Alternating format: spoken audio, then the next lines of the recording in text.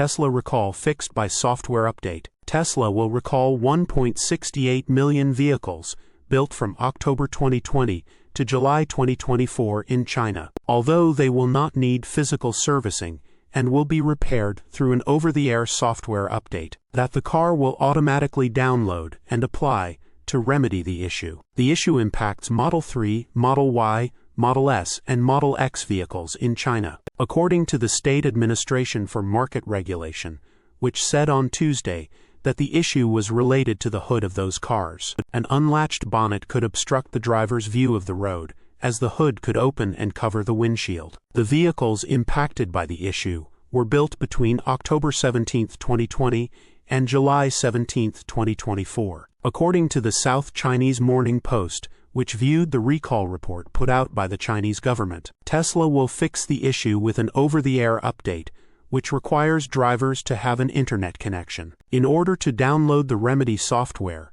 and apply it to their vehicles. Tesla fans call for recall terminology update, but the NHTSA isn't convinced it's needed. The Model 3 and Model Y vehicles impacted by this particular recall were built in China, while the Model S and Model X cars were built in the United States and sent to China for customers. Tesla remedied vehicles in the United States with this same issue last week, fixing the cars with an over-the-air update as well. Tesla recalled over 1.8 million units in the United States last week due to a fault that could cause the hood to unlatch and obstruct the driver's view of the road. Only 1% of vehicles were expected to actually have the defect, the NHTSA said in recall documents released last week. China is a strong market for Tesla, as its EVs are one of the most sought-after cars in the sector. Tesla's market competition in China is much more robust than in the United States, where EVs are less prevalent and not as affordable. However,